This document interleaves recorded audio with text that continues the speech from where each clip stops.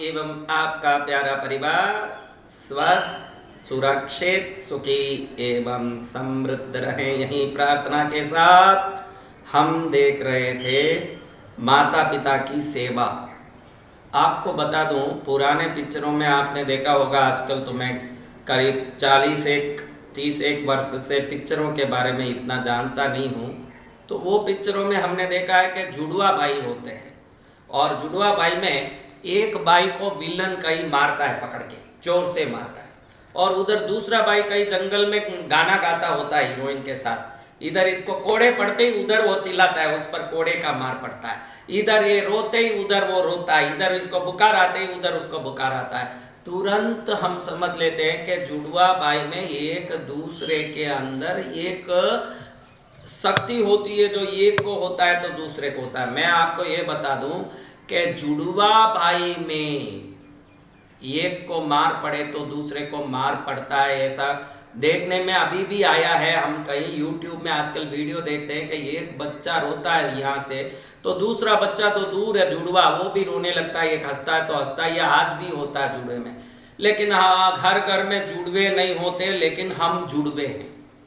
अरे महाराज, आप ऐसा क्या बोलते हो? आप बोलते हो कि सब जुड़वे होते, नहीं, हम जुड़वे हैं। हम जुड़वे भाई से नहीं होते, हम माँ के पेट से निकल के हर व्यक्ति बाहर आते हैं तो माँ के साथ हम जुड़े हुए हैं। जुड़वे हैं या नहीं, जुड़े हुए जरूर है, क्योंकि हर घर में जुड़वा भाई होना जरूरी नहीं।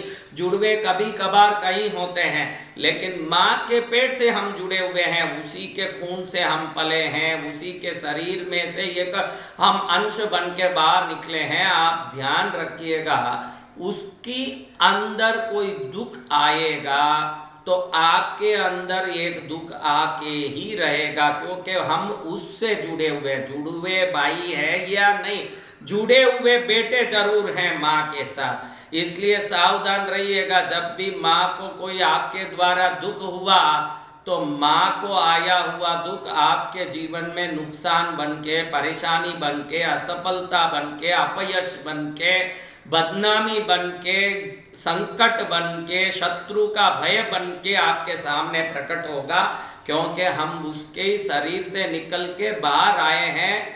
रिमोट जैसे चलता वैसे ही टीवी चलता है। रिमोट में साउंड बढ़ाते हैं तो टीवी में बढ़ जाता है, रिमोट में कम करते हैं टीवी में कम हो जाता है। तो हमारी रिमोट हमारे जन्म देने वाले माँ बाप ही हैं। बड़े उदाहरण के साथ बता रहा हूँ, अगर उसकी आवाज़ कम करने की कोशिश करोगे तो आप टीवी हो, आपका आवाज़ कम होने के लिए कोई धरती में कोई ना कोई प्लान चलेगा, धरती में कोई ना कोई ऐसा संकट आपको आएगा कि आप मुंह खोलने के लिए एकदम घबरा जाओगे, बात करना गुमसुम हो जाएगा, परेशान हो जाओगे। आपको मालूम भी नहीं पड़ेगा कि ये परेशानी मैंने अपने पैर पे कुल्हाड़ी मार के बुलाया है। माँ बाप को अपमानित करके मुंह बंद करने की कोशिश करने वाले कई लोगों के घरे में शत्रु भय के कारण 15-20 दिन तक बाहर ही नहीं निकलते हुए घर का ताला दे के अंदर बैठे हुए व्यक्तियों को मैंने आंखों से अपने जीवन में अनुभव में देखा है। माँ बाप को दुखी करके रोटी नहीं डालने वाले व्यक्ति के शरीर में कैंसर, शुगर जैसे बीमारी आने के कारण डॉक्टर ने उसको खाना पीना मना कर दिया, और कैंसर के कारण जो माँ बाप को रोटी डाले बगैर तरसाया, उस व्यक्ति के गले में नली डाल के थोड़ा थोड़ा करके पानी उतारते मैंने देखा है। इसलिए आप ध्यान रखिएगा, आप जुड़वे भाई हो या नहीं, जुड़े हुए हो माँ से। माता ने जो कष्ट उठाया और ऋण कभी न जाए चुकाया, जिनकी गोदी में पल कर हम कहलाते होशियार, हम पर किया बड़ा उपकार, हम पर किया बड़ा उपकार। मैं कई बार जो बच्चे कार्यक्रम में प्रवचन में आते हैं उनको उठाता हूँ और पूछता हूँ, बेटा तेरे को मैं एक 5 किलो 3.5 किलो वजन का एक टोकरा दे दूं तो वो 3.5 किलो वजन का टोकरा बगैर नीचे उतारे कितने घंटे तक सिर पर लेके चल सकता है? तो वो बच्चा थोड़ी देर सोचता है, ऐसे संकोच करता है। फिर मैं कहता हूँ, बोल बेटा कितनी देर तक उठा सकता है? तो तरह तरह की बातें उस भीड़ में खड़ी होती है। जिसको पूछा वो तो खड़ा ही रहेगा, जो नहीं पूछे वो सब पीछे से 1 घंटा, 5 घंटा, 3 घंटा, 2 घंटा, तब मैं उनको समझाता हूँ, भाई तुम 3 किलो के वजन को 4-5 घंटे से ज़्यादा, 5-10 घंटे से ज़्यादा, कोई कहता भाई उठा तो सकता हूँ लेकिन बीच में पेशाब लग जाएगा उतारना पड़ेगा, टट्टी लग जाएगा उतारना पड़ेगा। मैं उनको समझाता हूँ कि तुम्हारी माँ ने 10 महीने तक इस वजन को नहीं उठाया होता तो धरती में आज सुनने के लिए तू होता कि बोलने के लिए मैं होता। हम दोनों इसीलिए हैं कि इसको भार न समझते हुए, अपना कलेजे का टुकड़ा समझते हुए, जिस माँ ने अपने को रख कर के पाला पोसा बड़ा किया, इस कारण से हम खड़े हैं। और आज हम बोले कि भाई वो क्या चीज़ होती है, माँ बाप देख लूँगा मैं, मेरा काम मैं कर लूँगा, मेरी कमाई मेरी। आज तक तो कहा, आजकल तो देखो माँ बाप ही खुद ही अपने बच्चों को ले जाके पढ़ाते हैं, बहुत बड़ी पढ़ाई कराते हैं, फिर बच्चे का आता है कि भाई हमको बेंगलोर में कॉर्पोरेट ऑफिस में काम मिल गया। अच्छा मिल गया बेटा, बहुत खुशी हुई बेटा, तू जा, बहुत अच्छी बात है, तू तरक्की कर बेटा, बहुत आशीर्वाद। मन तो उनका दुखी हो जाता है कि आप मेरा बेटा कहीं बाहर जाके पढ़े काम करेगा, दूसरे कहीं शहर में रहेगा, हम यहाँ अकेले रहेंगे। अब कैसे बोले कि नहीं भेजूं, पढ़ाने की शौक जो भूत छड़ी, सब पढ़ा रहे, हम भी पढ़े, सब पढ़ा रहे, हम भी पढ़े, पढ़ाओ, कोई मना नहीं है, लेकिन उस बच्चे का साथ रहने का जो आनंद है उसको आपने कुल्हाड़ी मारी है, ये मैं गारंटी दे सकता हूँ। अब वो माँ बाप कहीं अकेले पड़े रहते हैं, पहले रोज फोन आता, मम्मी यहाँ रह नहीं सकता, खाना नहीं बा रहा, आपके हाथ का खाना जैसा नहीं होता मम्मी, यहाँ बहुत परेशानी, और होटल में खाना पड़ता है। रोज रात में 9 बजे तो 10:30-11 बजे तक माँ को फ़ोन करता, फिर बोलता मम्मी सुबह ऑफिस जाना, आपको भी नींद आती होगी, सो जाओ मम्मी, ऐसे बोल के सुला देता माँ को। फिर महीने भर ऐसे बिना माँ से बात किए 1 मिनट भी रह नहीं सकता, नया आया ऑफिस में महीने भर। अब ऑफिस के लोग सेट हो गए, ऑफिस के सब साथ रहने वाले कोलीग सेट हो गए, अब थोड़ा थोड़ा उनके साथ पब जाने लगा है, रात में थोड़ा सा, कभी कभी सैटरडे फ्राइडे वीकेंड्स में थोड़ा सा डालने का थोड़ा सा आ गया है। तो अभी बोलता है मम्मी अभी प्रोजेक्ट का वर्क है, मैं सैटरडे संडे बात नहीं कर पाऊंगा, मैं मंडे बात कर पाऊंगा क्योंकि काम बहुत है। अब मम्मी को बोले कि कौन सा प्रोजेक्ट भारी पड़ रहा है, वो बोल तो नहीं सकता, तो अब उस काम में लगा। मम्मी सोचे सोमवार कब आएगा, बात करेंगे, सोमवार को बात करें, और 3 महीना निकल गया, सोमवार को फोन नहीं आया। मम्मी ने पूछा बेटा तेरे फोन के इंतजार में रह गई, क्या करूं मम्मी, प्रोजेक्ट के साथ साथ तो हमारे मैनेजर साहब ने ऑफिस में भी ओवर ड्यूटी लगा दी है, अब रात में भी वहाँ काम करना पड़ता है, क्योंकि पहले जो वीकेंड्स में पीते थे अभी रोज का काम हो गया है। अभी वो पी के बात करेगा तो क्या बात करेगा, खुद को ही पता है, तो सोचता है कि माँ से बात करके क्या करेंगे बाद में। जब दिन में जो लंच टाइम होता है उस समय 1 मिनट माँ को फोन करके मम्मी मैं लंच टाइम में हूँ, तुरंत ऑफिस जाना पड़ेगा, आप ठीक तो हो ना, ऐसे बोल के रखता है। ये भी महीने में 1 बार। अब धीरे धीरे जो रोज बात करता था 2 घंटा, महीने में 1 बार। फिर तो शादी कर दी, बहू आ गई, बहू भी जिस शहर में ये काम करता था वहां शिफ्ट हो गई। ऐसा नहीं, बहू जरूर चाहिए हर बच्चे को, पत्नी बगैर कैसे रहे महाराज, तो माँ बाप बगैर भी कैसे रहता है भाई, जितना पत्नी तेरे को इंपॉर्टेंट लगे।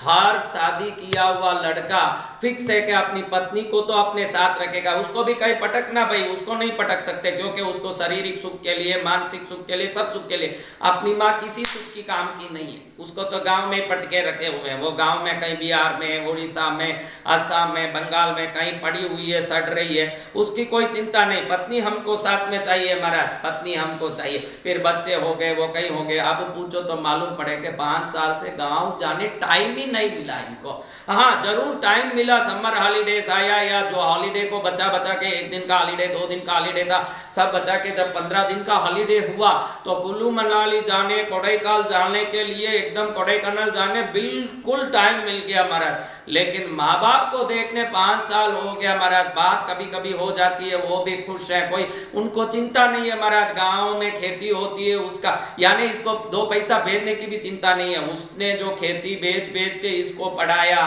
जो खेती का अनाज बेच के इसको नौकरी दिलाई, और आज एक लेवल पर खड़ा हुआ। बोलता है कि माँ तो खेती भी होती है, और खेती भी मेरे माँ बाप नहीं करते, किसी को दिया हुआ वो लोग आधा अनाज ला के दे देते महाराज, आराम से मेरे माँ बाप रहते हैं, मेरे को भी कोई तकलीफ नहीं, उनको भी कोई तकलीफ नहीं, सब कुशल मंगल है। तेरा बेटा ऐसा कर दे कि कुशल मंगल बहुत हो रहा है, कहीं जाके बैठ जाए, तब तुझे याद आएगा कि बेटे की तरस क्या होती है, क्योंकि अपने पर बीतता है तब तरस मालूम पड़ता है। ये तरस उनको मालूम नहीं पड़ती, अरे वो सब मजे में है महाराज। यही लोग जो ये ऑफिस में काम करते हैं कॉर्पोरेट में, ज्यादा से ज्यादा डिप्रेस होते जा रहे हैं। इसके कारण हजार बताए जा रहे हैं। कारण ये है कि कंटिन्यूअस लैपटॉप के स्क्रीन के सामने काम करना, कंटिन्यूअस बैठ के काम करना, कंटिन्यूअस एक ही चीज को दिमाग पर लेके चलना। अरे तुम क्या कंटिन्यूअस लेके चलते हो? सुबह 10 बजे तक जाते हो, फिर लंच ब्रेक आता है, फिर 5 बजे, ज़्यादा से ज़्यादा 7 बजे, 6 बजे, बड़ा मुश्किल से ओवर ड्यूटी किया तो 8 बजे खत्म हो जाता है। 8 बजे से अगले दिन सुबह 10 बजे तक पड़े हो। तुम्हारे ऊपर वर्क फोर्स आ रहा है कि उस जमाने में अपने जान को जोखिम में डाल करके बच्चों को पालने के लिए 24 घंटा लगा देते थे। उन माँ बापों को वर्क फोर्स का जोर लगता था, उनमें से कोई डिप्रेशन नहीं आया। डिप्रेशन इसलिए नहीं आ रहा है कि किसी काम में पढ़ के तुम उस काम के पीछे पढ़ के 7 घंटा लगा रहे हो।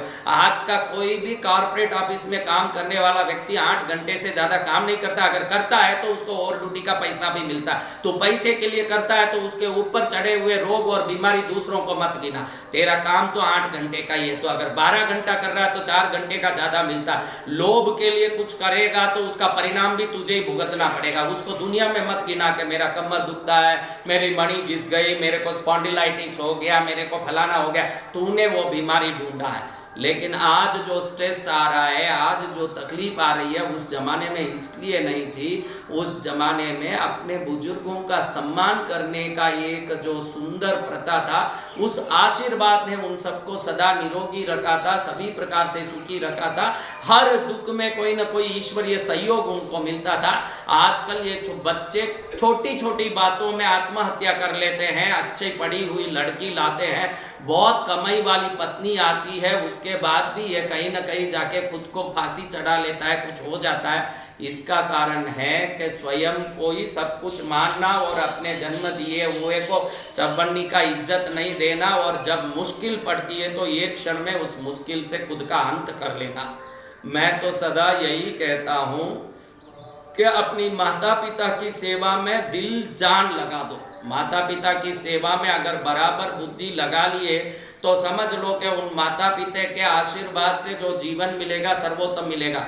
मैंने पहले ही कहा कि माता पिता भी खुद के पैर में कुल्हाड़ी मार रहे हैं कि मेरा बेटा, हम तो खेती किसानी करते हैं महाराज, लेकिन हमारा बच्चा एकदम दुनिया का सबसे बड़ा ऑफिसर बने, इसलिए हमारी खेती बेच के भी उनको पढ़ा रहे हैं।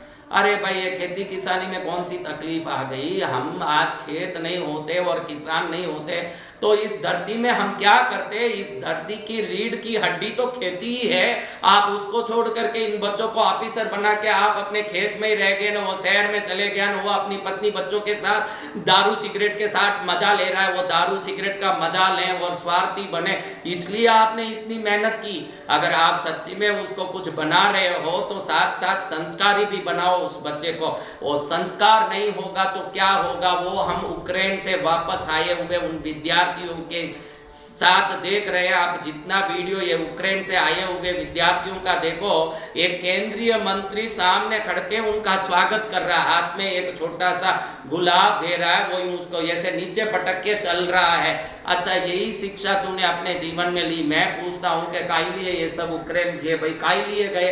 ये यूक्रेन गए ही इसलिए है कि इनको इंडिया में पढ़ने की योग्यता ही, भारत में पढ़ने लायक योग्यता ही नहीं थी। तो मैं तो ये कहना चाहता हूँ कि आप दुनिया की किसी भी सीढ़ी पर चढ़ के अंतरिक्ष मंडल के वैज्ञानिक कौन न बन जाओ, संस्कार को साथ में रखोगे तो सदा सुखी रहोगे। इसको तो मैं वैज्ञानिक स्तर पर, ज्योतिष स्तर पर, सांस्कृतिक स्तर पर, शास्त्रीय स्तर पर, धर्म आगम पुराण के स्तर पर कहता हूं कि शास्त्र कहता है कि सूर्य ही पिता है, चंद्र ही माँ है, और माता पिता की जो सेवा करे वो संतान अंत समय तक सुखी रहेगा। इसका कारण मैंने बड़ा सुंदर बताया कि जुड़वा बच्चों में एक को मारो तो दूसरा रोता है, एक को बुखार आए तो दूसरे के नाक से सर्दी निकलती है।